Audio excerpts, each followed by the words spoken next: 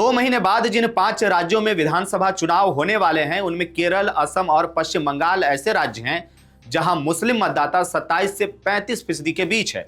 यानी यह कोई छोटा आंकड़ा नहीं है, ये चुनावी गणित का सीधा सीधा निर्णायक फैक्टर है। अब सवाल सिर्फ इतना नहीं है कि यहां कौन जीतेगा, सवाल असली यह है कि 2026 में मुस्लिम राजनीति किस करवट बैठेगी। क्या मुस्लिम वोट फिर किसी बड़े सेकुलर गठबंधन के साथ मजबूती से खड़ा रहेगा या इस बार अलग पहचान वाली पार्टियां नई जमीन बनाएंगी? चलिए समझते हैं। नमस्कार, द हिंदी टॉप देख रहे हैं आप और मैं हूं आपके साथ जानिसार खान। दरअसल जम्मू कश्मीर के बाद असम, बंगाल और केरल ऐसे राज्य हैं जहां मुस्लिम आबादी सबसे ज्यादा है।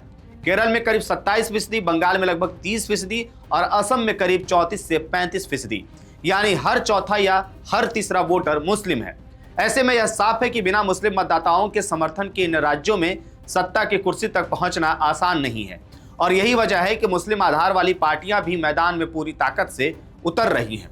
केरल में इंडियन यूनियन मुस्लिम लीग, असम में मौलाना बदरुद्दीन अजमल की AIUDF और बंगाल में अब्बास सिद्दीकी की इंडियन सेकुलर फ्रंट और हुमायूं कबीर की नई पार्टी। लेकिन जरा ठहर करके सोचिए, क्या ये चुनाव सिर्फ सीटों का खेल है या ये मुस्लिम प्रतिनिधित्व और राजनीतिक आवाज का असली इम्तिहान भी है? एक तरफ बीजेपी लगातार ध्रुवीकरण की राजनीति कर रही है तो दूसरी तरफ मुस्लिम समाज अपने अधिकार, सुरक्षा और राजनीतिक हिस्सेदारी को लेकर के सजग है।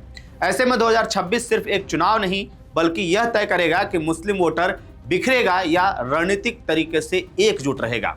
अगर असम की हम बात करें तो यहाँ मुस्लिम आबादी करीब 34% है और 126 में से लगभग 30 से ज्यादा सीटों पर उनका सीधा असर है। बदरुद्दीन अजमल ने 2005 में आपको बता दें कि AIUDF बनाई थी। 2006 में 10 सीटें, 2011 में 18, 2016 में 13 और 2021 में 16 सीटें, यानी कि पार्टी ने अपनी मौजूदगी लगातार बनाए रखी।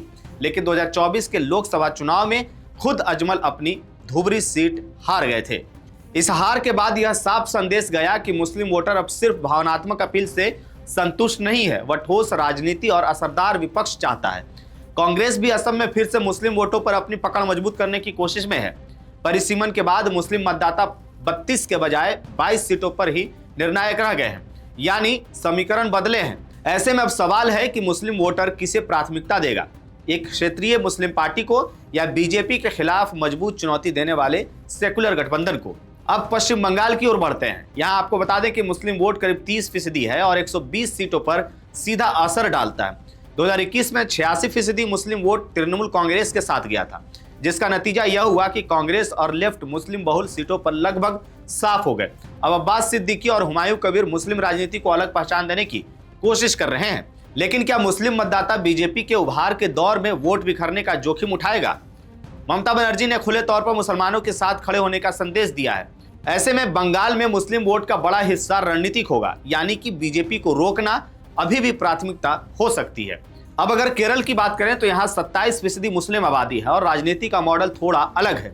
इंडियन यूनियन मुस्लिम लीग दशकों से मजबूत है और कांग्रेस के नेतृत्व वाले UDF के साथ गठबंधन में चुनाव लड़ती है। 1962 से लेकर के अब तक का उसका लोकसभा में प्रतिनिधित्व रहा है। 140 विधानसभा सीटों में 32 मुस्लिम विधायक हैं, जिनमें सबसे ज्यादा IUML के हैं और मल्लपुरम उसका गढ़ माना जाता है। केरल का मुस्लिम समाज शिक्षा, सामाजिक विकास और राजनीतिक जागरूकता के मामले में काफी संगठित है। यहाँ मुस्लिम वोट बिखरता नहीं है बल्कि गठबंधन की रणनीति के साथ चलता है। इसलिए केरल में मुस्लिम राजनीति का मॉडल पहचान की राजनीति से ज्यादा साझेदारी की रणनीति पर आधारित है। अब इन तीनों राज्यों की तस्वीर अलग अलग है, लेकिन एक बात कॉमन है, मुस्लिम वोट निर्णायक है। ऐसे में बीजेपी इन राज्यों में हिंदू ध्रुवीकरण के जरिए जमीन बनाने की कोशिश कर रही है। लेकिन जहां मुस्लिम आबादी 30% के आसपास है, वहां सिर्फ ध्रुवीकरण से सरकार बनाना आसान नहीं है। अब मुस्लिम मतदाता भी सिर्फ भावनात्मक मुद्दों पर नहीं बल्कि शिक्षा, रोजगार, सुरक्षा और राजनीतिक सम्मान जैसे सवालों पर वोट दे रहा है। और यही वजह है कि 2026 का चुनाव मुस्लिम राजनीति के लिए एक बड़े इम्तिहान की तरह देखा जा रहा है।